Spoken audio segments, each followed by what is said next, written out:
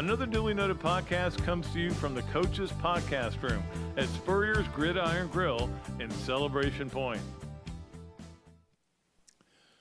Okay, and welcome into Another Dooley Noted Podcast presented by Titan MRI. We are here at Steve Spurrier's Gridiron Grill, where we are in the podcast room. Always love being here. And it's been a lot of activity here, believe me, with what's been going on with recruiting and everything. We'll get to that in a minute, but what a amazing weekend we had. By the way, today's guest here on Another Dooley Noted Podcast will be Coach Spurrier. The ambassador will be in here, and we'll talk about a lot of things, including his San Francisco 49ers, the team he played for most of his career, or didn't play for, but he played a lot. We'll talk to him about a lot of stuff. And I think he's going to kind of become kind of a regular on here now. And that's exciting. We're working some deals out here, and it's going to, going forward, it's really going to just continue to get better. And we appreciate all of our great sponsors and all of the people who watch us, and on Facebook Live and YouTube Live, and of course all the people who download the podcast. But what a weekend! It was an amazing weekend for sports fans. If you didn't, yes, did I get too sedentary this week? Yeah, probably. I had some other issues I had to deal with that contributed to it.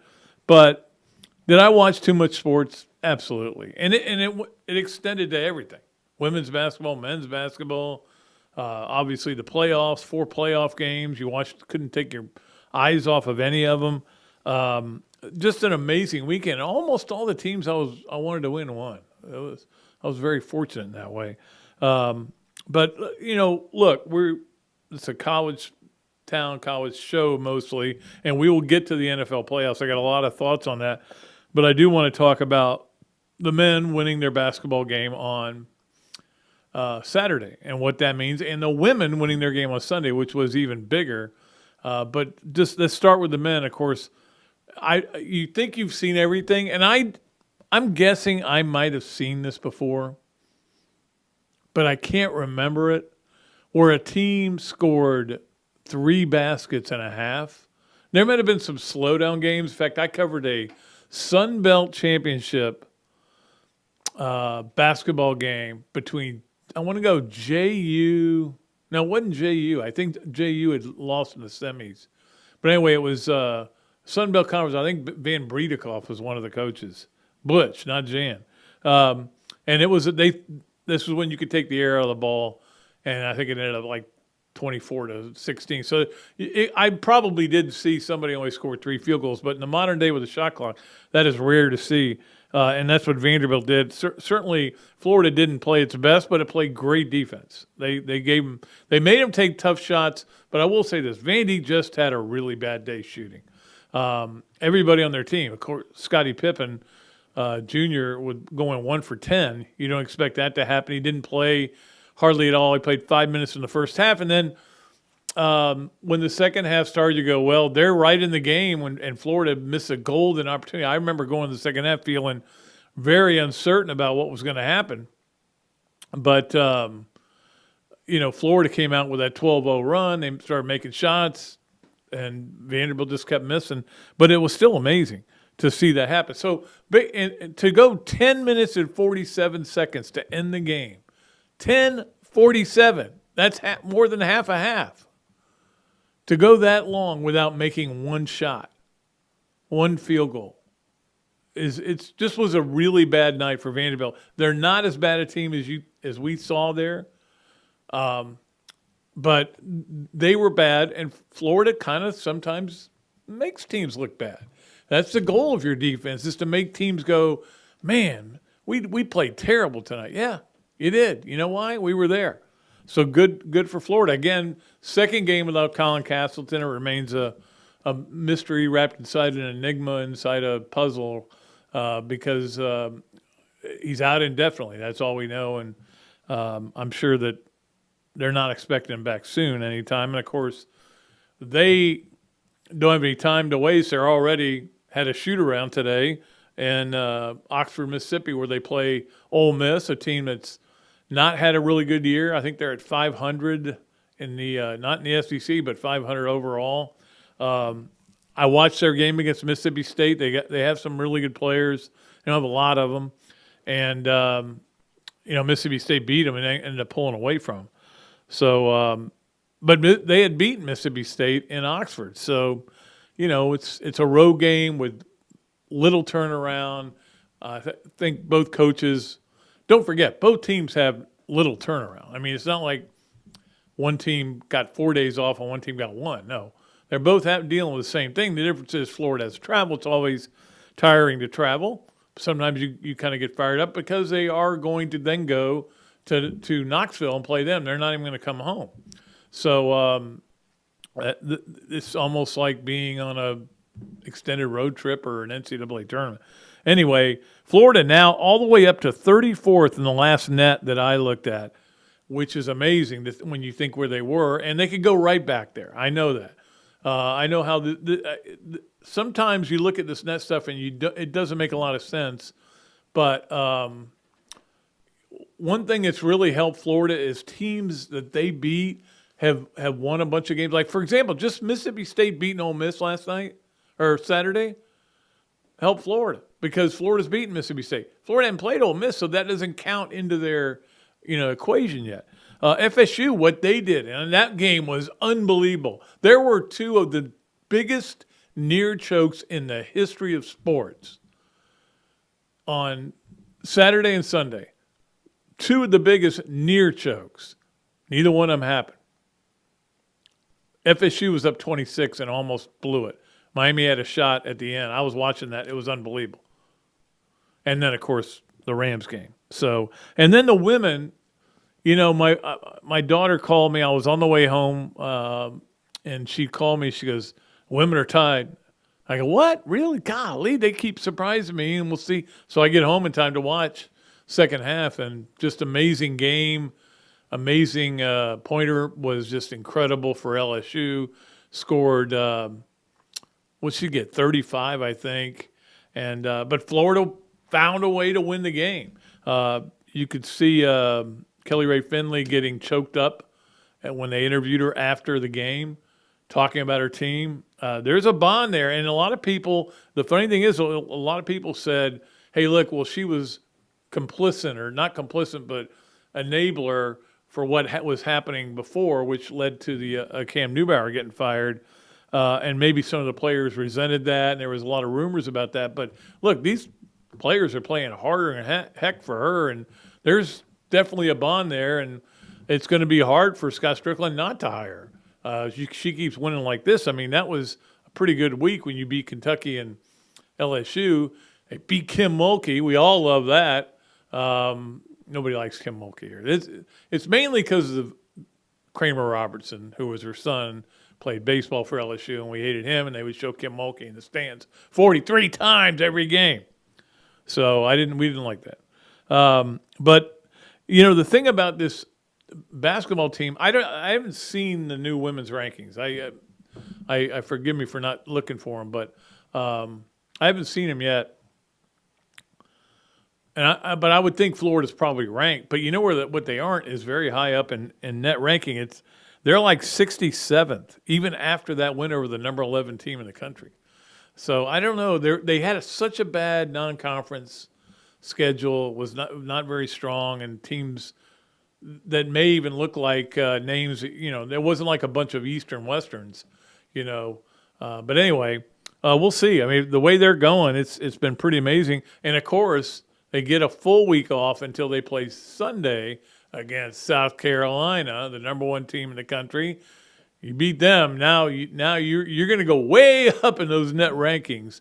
Number one, South Carolina comes to town in Gainesville. That should be an event. I mean, if it's not, that says a lot about what the fans here, how they feel about women's basketball, to be honest with you. But it should be an event. And apparently the crowd for the LSU game, just going by what the noise level was and everything, was better than normal. So we had all that going on. There was obviously a lot of stuff going on around campus. It's just getting ready to get steamy around here, as we know.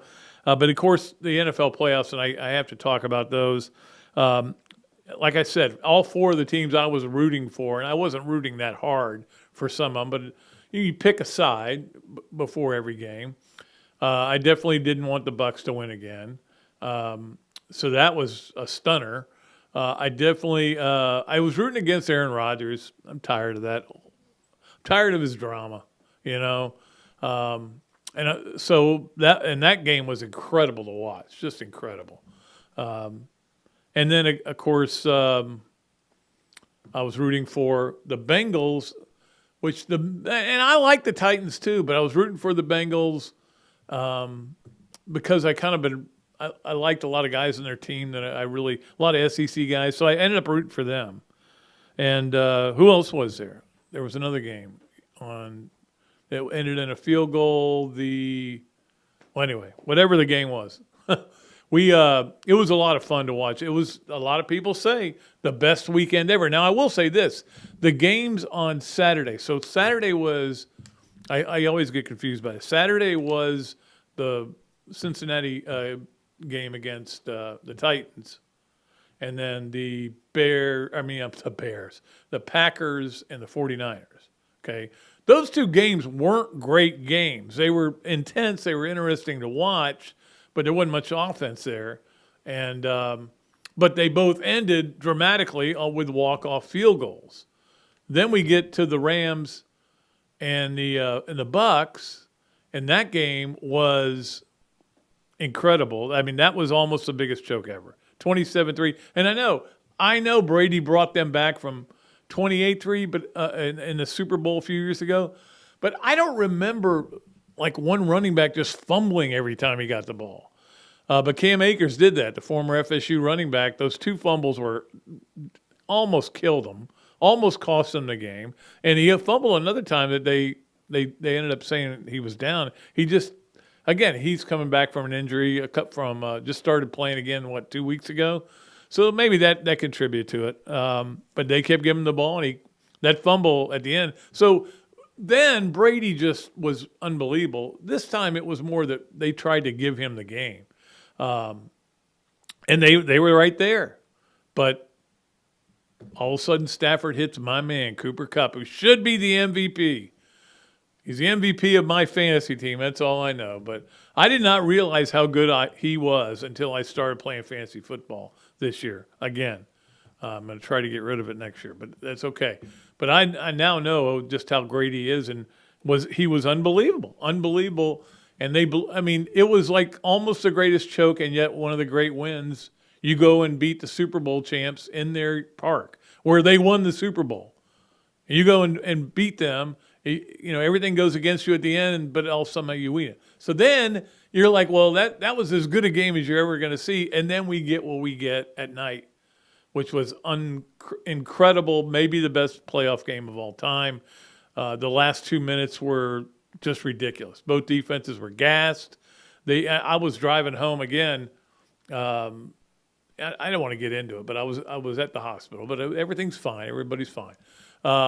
So I was driving home, and I was listening to the Bills announcers on Sirius, and they were going on and on about how their team was gassed, their defense was gassed. Our defense is gassed. This was early in the third quarter. So imagine what they were like at the end of the game, and certainly in overtime. Mahomes and Josh Allen, unbelievable. Josh Allen sets all kinds of records. Gabriel Davis sets a record, an NFL playoff record, 4 touchdown catches. Nobody's ever done that, and he lost.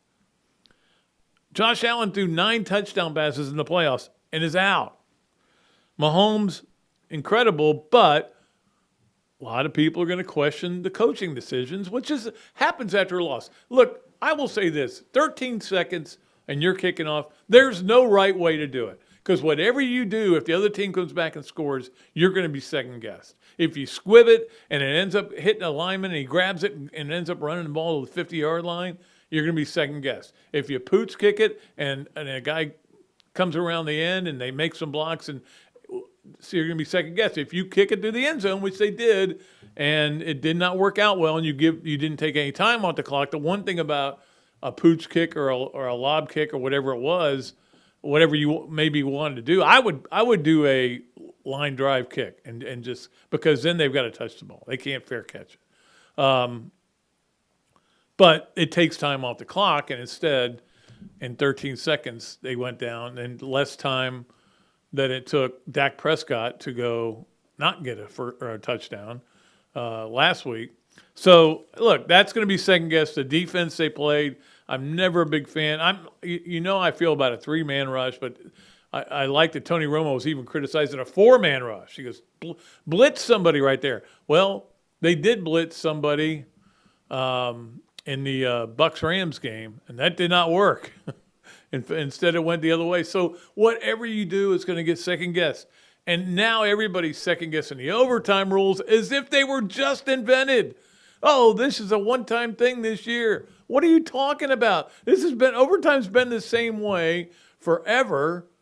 Not forever, but for a long, long time. I know that they did change the rules so that if you score a touchdown, the game's over. But if you kick a field goal, the other team has a chance to come back and kick a field goal. They did that a few years ago.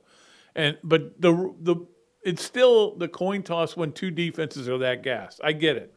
But don't act like this just happened. Don't act like it just was invented. College football or overtime is better. We all know that.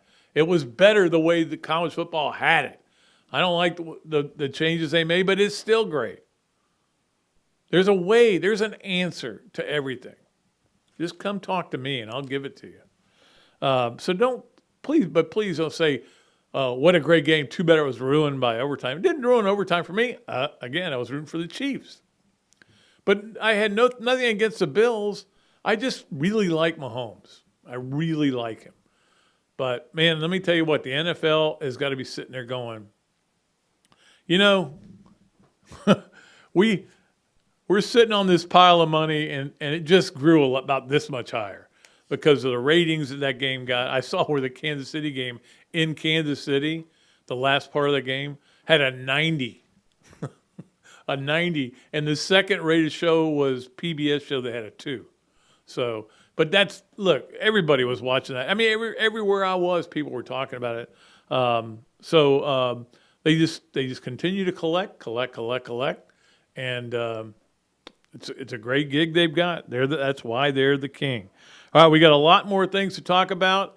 We're going to bring Coach Spurrier on here. We'll be right back with more of Another Duly Noted Podcast brought to you by Titan MRI from the Spurrier Gridiron Grill at Celebration Point.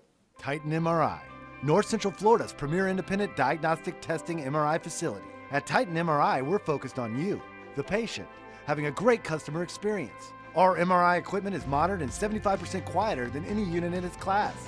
And our MRI unit has one of the largest openings of any of the newer high-strength MRI units, which allows comfortable scanning for potential claustrophobic and larger patients. At Titan MRI, we look forward to serving you. Another Duly Noted Podcast comes to you from the Coach's Podcast Room at Spurrier's Gridiron Grill and Celebration Point. You can watch and listen to us on Facebook and YouTube for every podcast that we do on Mondays and Fridays at 2 o'clock. Listen to the podcast whenever on Apple Podcasts, Spotify, Google Podcasts, Overcast, any of the other 39 platforms where you can find this podcast or your favorite podcast. Remember to like, follow, and subscribe. If you have any questions or comments, leave them in the comments section below or call me if you want to do some advertising at 352-317-3444. More than 6,000 veterans take their lives each year, with more than 500 of them occurring in Florida. The Fire Watch Council was established to unite our warfighters and allies to stand watch and build a mutual aid network of veterans and civilian volunteers across Florida trained to identify risk factors of veterans in crisis and to direct those veterans to needed resources. You can invest an hour to join our support network by becoming a watchstander to stand in the gap and support our veterans. Go to thefirewatch.org to learn how to get involved, get off the sidelines, and take a stand on behalf of our veterans. Hello there, everybody. I'm Pat Dooley, of course, from Another Duly Noted Podcast. And this is a great Adam Brewer, and he's just opened up a place here, Adam Brewer To Go. What gave you the idea to do this, to have a to-go place like this? We really like the fast concept, being able to get the barbecue. Now we have this new online ordering. So before it was a call ahead carry out, quick service. We have like a curbside kind of a deal where, everything's ready to go for you. And then we thought, wow, we have a really great dine-in concept, but how can we make this streamlined for the customer and make it easy and accessible for all parts of town?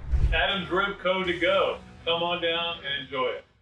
Great food, great atmosphere, a diverse menu, everything made from scratch, plenty of space, and locally owned. These are all the characteristics of a great restaurant, and you can find each and every one of them right here in Gainesville at Ballyhoo Grill. Ballyhoo Grill prepares all of their food fresh every day, from their salad dressing to their award-winning soups. Bring your family and enjoy dinner under the Tim Trebo Tiki Hut while listening to live music. Or if you're running low on time to eat out, they also deliver through Uber Eats, Bite Squad, and Postmates. A Gainesville staple that's been open for over 30 years. Check out Ballyhoo Grill on Facebook or at ballyhoogrill.com. Yep.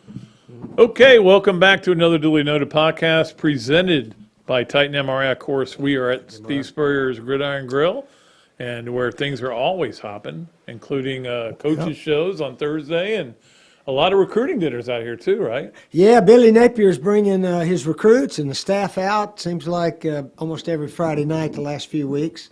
I guess February the 4, 5, 6, something like that's the final signing day. Like 4th, I think it is. And then they'll get into spring football, and I don't know if it's going to be open to the public. I doubt it. They don't open up spring ball the way we did, do they, Pat? No, they didn't. They don't. And it kind of started at the end of Urban, but with the internet was a big part of it. I mean, what were you like at South Carolina with your practices once the Twitter and everything started going? Oh, we're pretty much open. Yeah. The Twitter and the phone stuff. Oh, that didn't kick in to, I want to say about 2012, 11, 12, 13, something like that. I'm not sure. But we were open most of the time, and a lot of people used to park around the edges out there and sit on the hood of their car and watch practice. Yeah.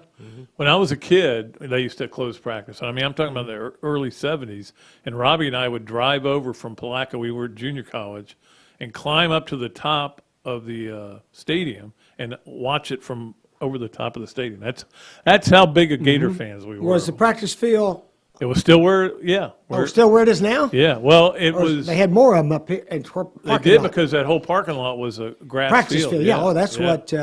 When I played here, we had like 8 practice fields. The whole parking lot from Limeron Drive all the way to where they are now.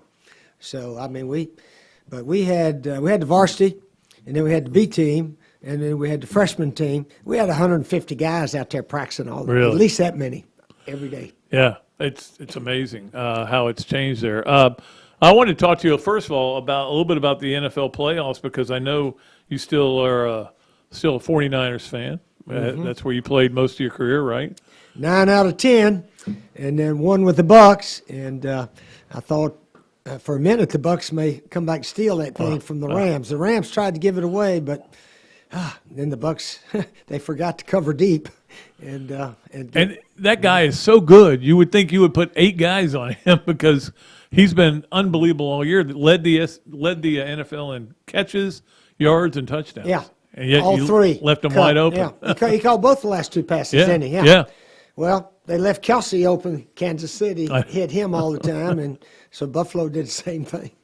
I think teams are they almost get where they get too conservative on defense, and they just feel like just don't let them score, and they give up way too much yardage. I mean, I thought that first play that Kansas City ran, for example, was a great play. That little underneath pass where both tight ends came down and blocked because they could get downfield and block. Yeah, that was amazing. I was telling somebody it appeared that they actually practiced for that situation. Right. All right, there's 13 seconds left. You got timeouts. We need 20-yard gain, call timeout. Another 25, call timeout. Kick field goal. And I'll be dang, that's about what they did, 25, and they were right there ready to go. So if you've got 13 seconds left and you got the lead and you're kicking off, where do you do? What do you do with it? Do you squib it? Do you pooch it? Do you kick it deep? You try to kick it all the way out. We had a lead against Michigan, South Carolina versus Michigan. We scored late with 11 seconds. You know how I can remember that, don't you? That's my number, 11. So we kick it off to them. They run it back to about the 30. and they were a little bit downwind, so they were going to throw the Hail Mary. I mean, they had a guy that could throw it. And our Hail Mary defense, we get a whole bunch of them back there, but we rush 5 guys, Pat. Yeah. If you rush Pat, he can't get out of the pocket. Right. And if he doesn't have time, he's got to let him run down there. So usually the Hail Mary, the guy runs around a bit, and then he winds up and corks it. And we rushed 5, and one of our defensive ends, as he was trying to come out of the pocket, we hit him, and the ball fell harmlessly to the ground. But, I always thought you're supposed to put your defense where you think they're going to throw it. Right. Or they have to throw it. And the Rams had to throw it deep to, just get down in there for the field goal. But, boy, we had nobody back there. Nope. The Bucs did. Yep. Well, I'm a big believer. I get so mad when teams rush 3 on Hail Marys. Mm-hmm. I'm like, why would you let the quarterback get comfortable back there and wait and wait and wait until everybody's down the field? If the ball never goes up in the air, you don't have to worry about the Hail Mary. You don't But, at all. Most teams rush 3 and put about, a whole bunch of guys back there, and all it takes is a little, tip ball here or there. And they don't call interference, so you can sort of push and shove down there. Oh, I know. So anything can happen. Mm-hmm. Yeah, I was just went on a little rant here talking about it because people are now debating the overtime rule. I'm like, the overtime rule didn't just start like the way it is. I mean, it's been overtime the way. I mean, I know they did change it so if you score a touchdown, the game's over. But I mean, I don't know what the right overtime rule is. I always loved the one the college had, but I know that it takes a lot out of the players. Well, the NFL, in regular season, it's another 10-minute quarter. That's what it is. Yeah. A 10-minute quarter, and then usually they don't have – but they still have ties. But obviously, in the playoffs, we're not going to end in a tie. But they brought up give both teams one possession, and then after that, whoever scores. To me, that's more fair. Yeah. Buffalo – they never touched it there after going about 80 yards in 4 or 5 plays. Josh Allen and those receivers, they had the game of their life and still lost. Yeah. Yeah. I mean, Gabriel Davis did something nobody's ever done in the NFL. Mm-hmm. To catch 4 touchdown passes. I mean, in a playoff game, it's pretty amazing. Mm-hmm. We got a question from Darren who wants to know from the HBC, do you see elements of your offense sprinkled into college and NFL football? Does it make you feel ripped off or proud? That is from YouTube. A lot of people watch us on YouTube and Facebook Live. A little bit, but I tell you what, I've learned a lot of new ball plays watching over the last 5 or 6 years. And if I were coaching today, we would be a lot different than I was back in the 90s. Yeah, just moving guys around, this little bunch formation that everybody's using now, I would use that half the time with the wide receivers and all that kind of stuff. So, there's a lot of things you can do now that are really a little bit harder to defend, I think, than what we did back in the 90s. What do you like about what I like about it is you don't know where everybody's going because they can all cross, basically. Mm-hmm. And that'll eat up a man-to-man. Yeah, and what surprises me, these pro teams, they play man-to-man on 3rd and 15. And I don't know, and trying to – Tyreek Hill, the fastest guy probably in the league, Kansas City receiver. Right. I mean, they don't have a chance playing man-to-man with him. They ought to just put about 3 guys around him all the time and try to cover him. But I don't know. I guess they know what they're doing. But to me, they play way too much man-to-man and gives those receivers a chance to get open. He kind of looks like a thicker version of Kwesi Green. Mm-hmm. The way he kind of accelerates. Oh. Past people, even late in the game like that. We got another question from Adam on YouTube. He wants to know how we're doing. Love listening to you both and talking about Gator football. Oh, really look forward to it. It wasn't a question. It was a comment. But we do appreciate it. So, but hey, it's going to be an interesting championship playoffs. But, it's just amazing how – I don't know if you give any credence to the theory that if you play a game, you're better prepared to play the next game. Because we saw 3 of the 4 road teams won, and it should have been 4 of 4. Got a good point there. They talked about Green Bay the other day. They clinched their division and home field with about 2 or 3 weeks Yeah, left. 15, game 15. I Yeah, think. game 15. Yeah. So they had one. They took the starters out, and I think they were even off one or something. I don't know. But they said, well, Rogers and these guys be a little rusty. Of course, it's 0 degrees. I don't know if they're rusty. The ball feels like a brick, but they're used to it, I guess. Did you ever play in 0? No. I think the worst I played in was about 20, 25. Really? Up at Minnesota one time. But it wasn't that bad because there was no wind. But they're used to it up there. And I'll tell you, I give credit to San Francisco as well as Green Bay. None of them ever complain about, oh, man, it's so cold.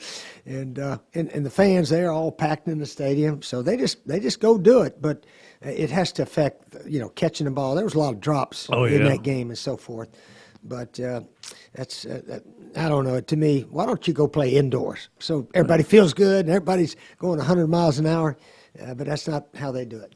I saw Robbie Gould went over to that heater, and right before he kicked and put his helmet up onto it so that all the hot air would get in there, and they put it right on just to stay warm that way. But so the guys are pretty smart after a while. It's just like, for example, when you guys played Georgia that year and Judd Davis kicked the 4 field goals, and they were trying to figure out all different ways to stay dry. I mean, you've got to deal with it. There's nobody's going to, and you are a big proponent of this. Don't make excuses. There's excuses. Nobody wants to hear your excuses. It's the same for the other guy. That's right. Yeah. Cold days, rainy day, snowy day, like that. It's the same for the other guys. So let's go play and see who plays the best. Exactly. Well, I want to talk to you a little bit about Coach Napier. I know you've had a lot of conversations with him, and pretty cool that he hired Mike Peterson and Coach Peterson introduced you here the other day. Yeah, a lot of people don't realize Billy and I coached a lot alike. He works with the quarterbacks. I think he hangs out with them all day. I'm not 100% sure, and he's the play caller. So the other day they had a recruiting bunch of guys here and had the whole coaching staff last Friday night, I think it was. And I asked him, I said, what are you going to do with all those quarterbacks you got right now? You can't train them all. And he said, well, that's why we have spring practice. And, of course, everybody knows Emory's coming back. Emory, well, he's coming back right now, and we'll see how spring practice goes, I guess, and then go from there. But Billy said, the ball really comes out of his hand nicely. I said, it does. He throws beautiful passes. His timing is not as good as it needs to be, and maybe his form could get a little quicker with it. I'm not sure. But Billy will have a chance to coach him. And he may make some improvements or whatever. But Billy's obviously smart enough. We're not going to coach 5 quarterbacks going into the season. You got spring ball, and then you hone into 2 to 3 maybe, like that. Right. And, of course, when I got here back in 90, we had about 5 of them out there, and none of them had earned anything. So I'm trying to rotate them. Shane was actually number 5. Right. And fortunately, 1 or 2 quarterbacks sprained an ankle. And then Shane got to play almost a good whole half of the spring game over in Jacksonville. And I think he was 8 of 11, about 160 yards and 2 or 3 touchdowns. And then through the offseason, he really got better. And he's SEC Player of the Year. And he was 15 going into spring ball. So I never count out a guy down at the bottom going into spring practice. Well, that's the thing. We always hear that, okay, we'll see what he does to get better during the off season. Yeah. But, I mean, what do you have to do? And I know you are a big believer in just keep throwing. Throw the ball. Well, fundamentals. They have all these golf coaches. They sit there and watch that guy hit the ball all the time and take it back and this, that, and the other. And I did that with the quarterbacks. I was his fundamental coach. I always believe that only God can give you the ability, the way it comes out of your hand. You can either throw a nice catchable ball or maybe you can't. But the fundamentals of getting into that position is something that is pretty consistent with all the good passers. I think, remember they'd say the golfers, they all got a little different backswing. Oh, yeah. A lot of them do, but the point of impact, they all look the same, the point of impact. So a quarterback, when the ball's coming out of his hand, if he's fundamentally sound, the good ones all look pretty similar. What do you think kind of has gone wrong around here? Because we talk about the roller coaster Florida's been on. It's either, it's a nice high, but then the lows are so bad. I mean, your worst year was what, 9-4? Right. And I think Urban's was maybe 9-5 or 9-4 or 8-5. So, Yeah, like last that. year when he didn't coach the last Yeah. year, I think they were 8-5 or something. Yeah, Probably. but I mean, Yeah. that should be your floor. But the floors, for some reason, with the last three coaches, have been just incredible. Yet they still fired 3 straight coaches that had a winning percentage of .636, which in some places would be you build them a statue. Yeah, I was talking with one of the coaches that's here now that was actually here with McElwain. And I said, I go places. I said, you realize McElwain won 2 divisions in 3 years? I think he lost to Alabama in the SEC game Right, probably both every times, year. yep. But they had a good defense. If their offense had been a little bit better. And then, of course, he came with all that, life threats and all kind of stuff. I don't know. And that was the start of his downfall. Mm-hmm. But it really went fast for Dan Mullen. Gosh, I've never seen anything like it. like that. I mean, But with him and Urban up in Jacksonville at the same time, both just all of a sudden collapsing like that. It was amazing. yeah, I remember you said it right after it happened. Our Dan Mullen's best win this year might be the 2-point loss to Alabama. yeah, You said it, and I quoted you after the season was over. I didn't know it at the time like you did, but anyway. I mean, we proved we were there. To me, it was a little disappointing that we weren't too disappointed that we lost the game. Yeah. Hey, we came within 2 of beating Alabama. Hey, we came within 6 at the SEC game. Well, that means we're capable of beating them, and we didn't do it. So, don't be happy with close losses. No. And maybe don't get happy with wins over Samford either. So there was a lot of criticism of that. But it's just kind of weird that each one of these coaches, when you think about it, they won, obviously Will had an 11-win season. But when they fell down, I don't know why. Yeah. I don't know if it's college football today or what.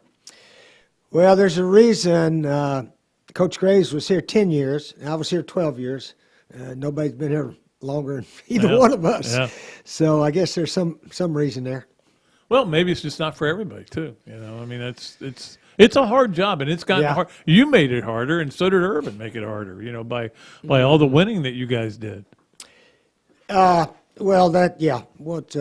I don't know who said it. One of the great philosophers said, once a person's mind has been stretched to new dimensions, all right, national championship, SEC championships, winning 10, 11, 12, it will never return to, hey, 7-4 wasn't too bad.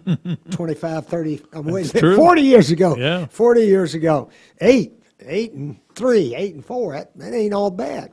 But wait a minute now, we used to win 12 and 13.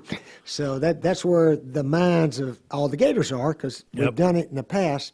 And, of course, same thing happens up at South Carolina once we stretched it to 11 wins those years, which was school records. Yeah, those people say, hey, we ought to be able to get back to that.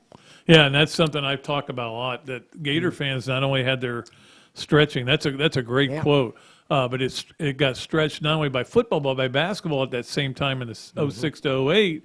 So now they're like, we're supposed to win it every year in both sports. And nobody will ever do what they did again in football and basketball.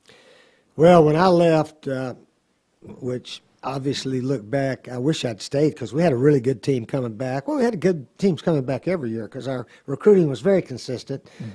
We very seldom, maybe we're ranked higher in FSU, but we're, top 5. We had 2 number 1 classes when I was here. But when the year I left, of course, we did not win the SEC that year, but we won the Orange Bowl, finished 3rd in the nation. Yep. And a lot of the fans said, it's okay with me, Spurrier's gone. He's lost it. He's only won 1 SEC in the last... It's a down year. Yeah, 1 SEC in the last 5 years. Yeah. And yet 3 of those other years we finished in the top 5 in the country. Yeah. But that's just sort of how it is, I guess. It is. And we appreciate Coach Spurrier coming in, and we're going to get a little bit more of him. We're going to have him on a lot more coming up, and we're excited about that because anytime we have him on, it's a lot of fun. We enjoy it. Yeah, it's always fun reminiscing about the the years. Yeah, we're going to talk a lot that I about was here yeah. and so forth. Wonderful players, and I've had a lot of people say, "What are you most proud of?" And I said, "I'm most proud of all 12 teams because there wasn't a stinker of a team." No. Somebody asked me this year, "What'd you do when you had a year like they're having now?" When we were like, 5 and 6 or something like that. I said, "We didn't have any of those years." No, that Yeah. did not happen. Yeah, we had some 9 and 4s, which were to us below average. That was below average. But our normal year was 10 and 2, with a loss to FSU possibly, and playing for the SEC championship, and fortunate, to win 7 of those. So we didn't have any stinkers. So I was proud of those guys for that. And that's where Florida wants to get back to, where they don't no have more stinking years. Yeah. No more stinking years. Yeah, that's right. All right, Coach Spurrier, we appreciate it, and we'll be back with more. We've got all of our stuff to get to. The Adams Rip Co. to Go Gator of the weekend, a lot to choose from here because obviously Florida had a great weekend.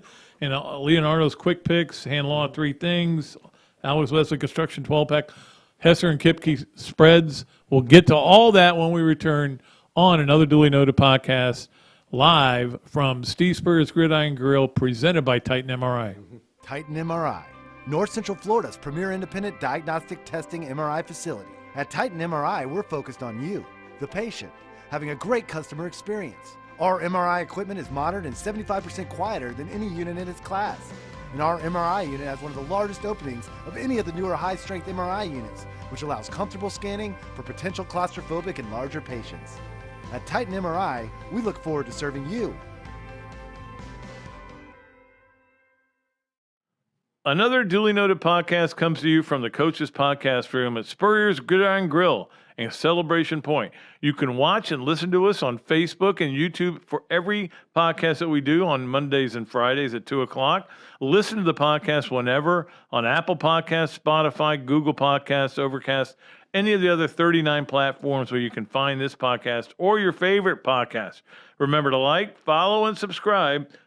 If you have any questions or comments, leave them in the comments section below or call me if you want to do some advertising at 352-317-3444. More than 6,000 veterans take their lives each year, with more than 500 of them occurring in Florida. The Fire Watch Council was established to unite our war fighters and allies to stand watch and build a mutual aid network of veterans and civilian volunteers across Florida trained to identify risk factors of veterans in crisis and to direct those veterans to needed resources. You can invest an hour to join our support network by becoming a watchstander to stand in the gap and support our veterans. Go to thefirewatch.org to learn how to get involved, get off the sidelines, and take a stand on behalf of our veterans.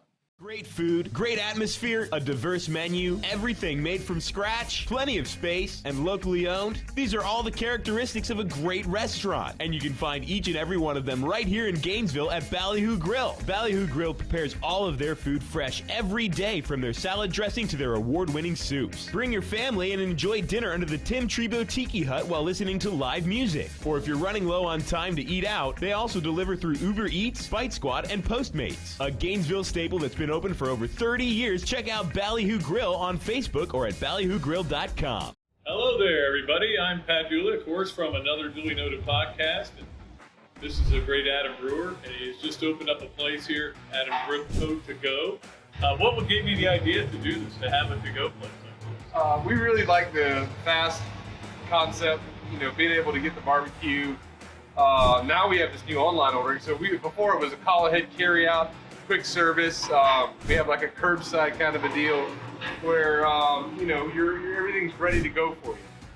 And then we thought, wow, we have a really great dine-in concept, but how can we make this streamlined for the customer and make it easy and accessible for all parts of town? Adams Rip Co. to Go. Come on down and enjoy it. Okay, welcome back.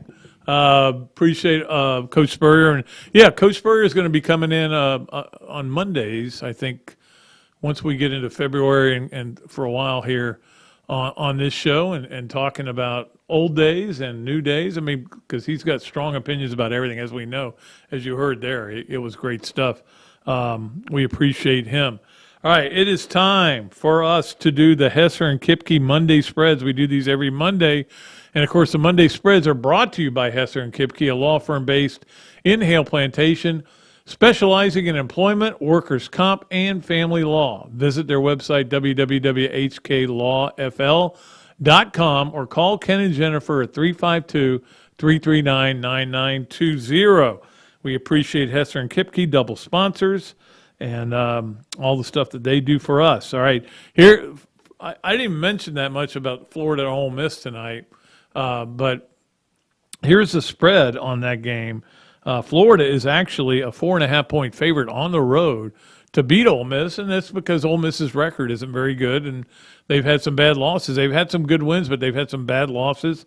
It actually opened at 6, but has gone down to, again, when you get an SEC team at home, it's a different environment, and you saw that with Auburn, Kentucky this weekend.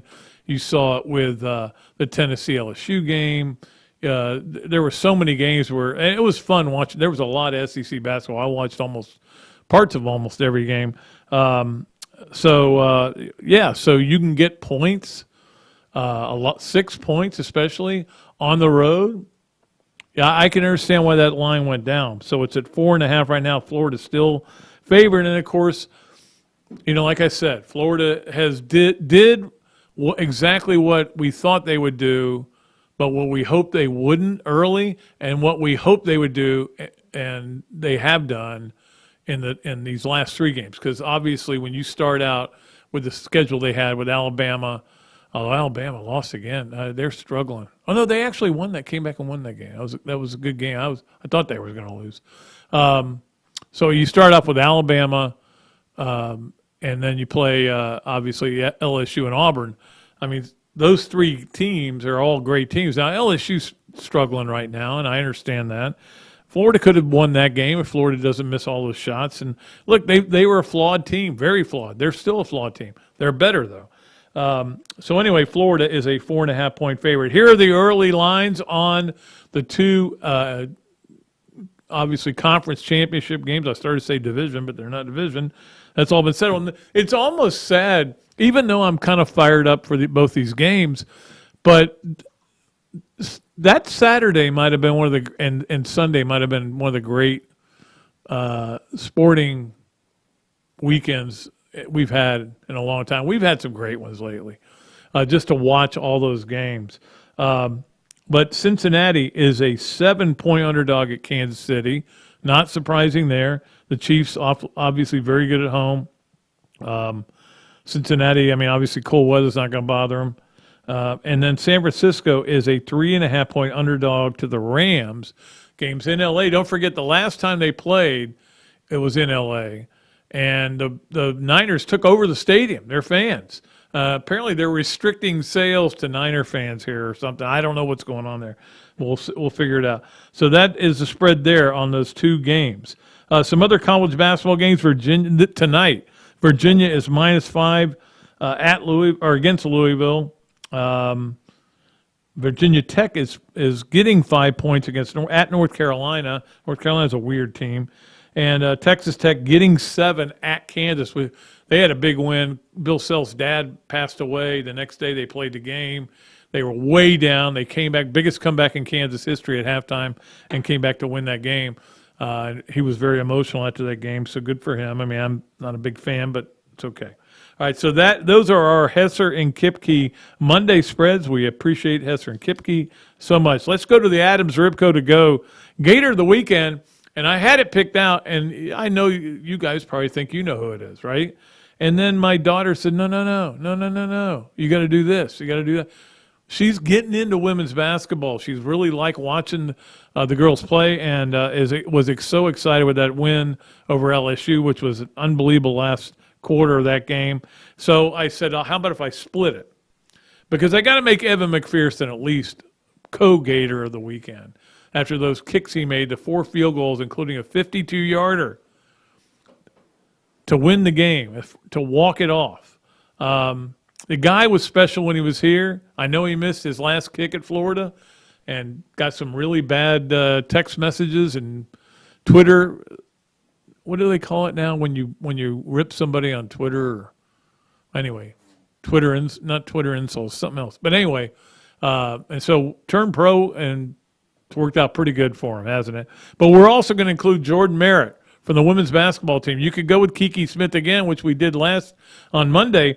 But Jordan Merritt, to me, was a big factor in that game with that 16 points, hit a lot of big three-pointers early in that game, 7 rebounds as well. This is a 5-star recruit who is starting to play like a big-time player. I think that's part of why Florida is better. But it's crazy how good they've gotten. Also crazy how good the ribs are at Avs Ribco to go. And we appreciate them for being a big sponsor of Gators of the Week, which we do every Friday, and the Gators of the Weekend, which we do every Monday. So, again, we appreciate them. It is time for the hand law. 3 things. Hand law, of course, I've got there's some interesting ones here. Let's just put it at that. Let's just leave it at that. But we appreciate Hand Law, again, a double sponsor as well. We've got a couple other sponsors about ready to come on, so we're excited about that. Keep this thing going. I feel like we've got a lot of more. We're kind of like Florida. You know, they've got a lot of momentum going. You know, we've got a little bit of momentum going here. We got Evan. We got me. What more could you want? 3 Things is presented by Hand Law, a Florida law firm which helps clients with government. You can learn more about Hand Law by visiting its website at www.hand.law. The firm is available for consultation in Jacksonville. It is Kelsey, but she is bringing my wife home from the hospital, so I hope everything's okay there. I think I can take a few minutes to go ahead and do this. Hand Law, 3 things. And Karen is fine. Don't worry about her. She's fine. She's fine. Number 1, maybe not fine right now is John Stockton. Great player, of course, one of the top 50 players of all time, I like to say.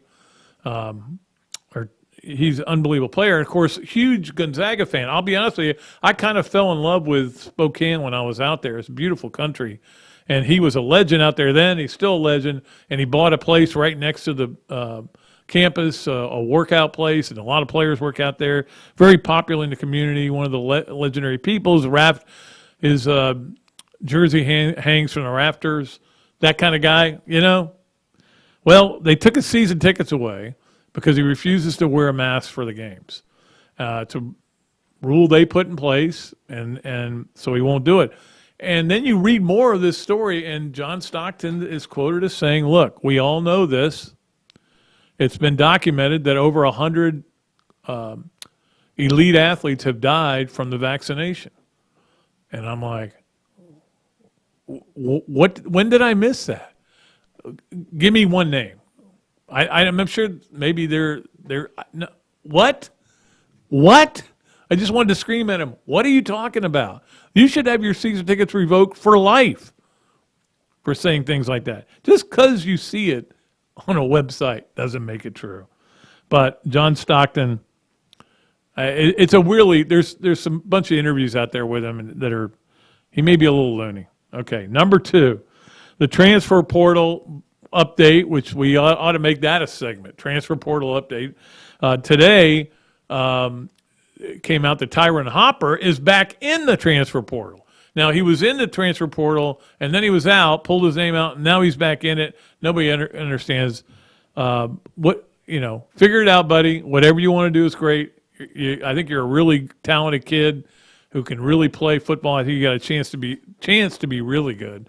Whatever you do, wherever you go, I got no problem with it. But there's been a lot of other movement. In fact, Tremaine Burton, who was a Georgia receiver that I liked a lot, and really I thought got underused by them. I'm going to question their coaches. They just won the national title. But I always thought they should have gotten the ball a little bit more, but they keep bringing in all these great receivers, so maybe he saw the handwriting on the wall. He transfers. So where does he go? Alabama. Come on. That's not fair. Alabama got Eli Ricks, who was the elite DB from LSU, and now this guy from Georgia. So they just pick and choose who they want. Here, who's in the transport? Who are the 2 best guys? We'll take those 2. It's kind of like the way they recruit. But also, LSU piled up on the transfer portal. They brought in 8 players. 2 of them were starters on defense at Arkansas. 2 of them were starters at Louisiana. And for Billy Napier didn't get them all. He brought in some guys, as we know. But these guys are going to LSU. Transfer portal continues to be a big mystery. And finally, number 3, with all the talk we've had about the playoffs and Gator basketball and recruiting and women's basketball, shout out to the swimmers and divers who beat Auburn this weekend. Big win for them. And they also had this cool thing afterwards. I guess it was like an exhibition where Caleb Dressel and Katie Ledecky, who's training here, kind of a volunteer assistant, one of the great swimmers of all time. Of course, Caleb Dressel, one of the great swimmers of all time. And they swam, and I can't remember how long it was, 200 meters, 500 meters, whatever it was.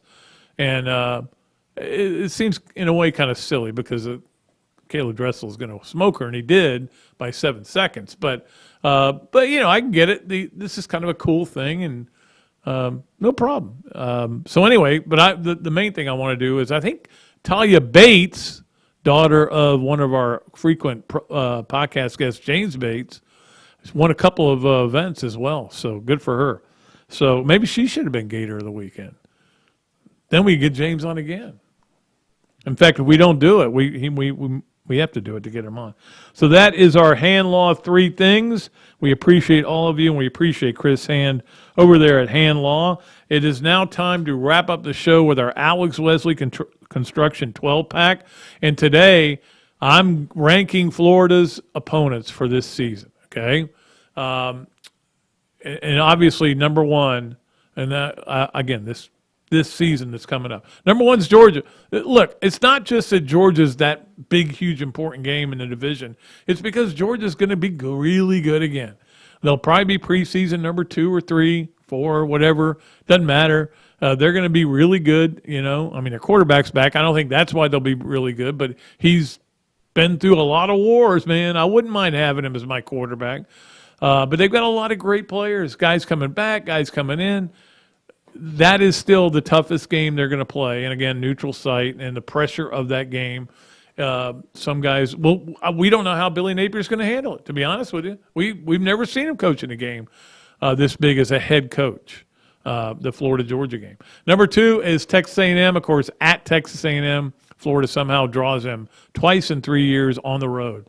The SEC always gets lazy with its scheduling, but that's going to be a very tough game to win.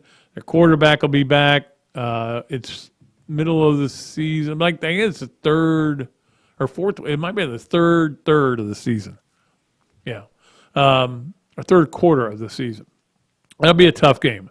Number 3 is Utah. Utah may be tougher than Texas A&M because Utah is here and it's the opening game of the season. And but again, it could be 2A and 2B on that. LSU at number 4. LSU will be better. They'll be better under Brian Kelly. They will do a good job. We'll see how well they play. We're going to be curious to see how it blends together, where their chemistry is. And number 5, I put at Tennessee, and that is because we saw what that atmosphere was like this year and how they've ramped it back up. And Tennessee's going to be really good again. Not deliriously great, but really good. They were really good last year. Not great, but they were good. And the game is up there. It's going to be a tough game. It's the only reason I put it ahead of number 6, Kentucky. And, of course, Kentucky, he is here in second game of the year.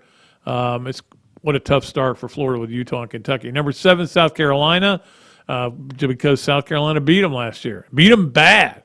But I think because the game's here, that'll make it a little bit easier for Florida. They'll be fired up. At FSU, FSU's still not there, but, of course, a game in Doak Campbell's always hard to win. Number 9, Missouri, which, of course, beat Florida. Everybody beat Florida, didn't they? No, Vanderbilt didn't. That's why they're number 10. At least they're not last in something. That's because USF at 11 here and Eastern Washington here are 11 and 12. So that's the way I would rank Florida's opponents for next football season. So Good timing, man. I didn't even have a clock up, and I got it right. That'll do it for today's Another Duly Noted podcast. Thanks for Coach Spurrier for coming by. We'll have a guest Friday. I've been a little busy.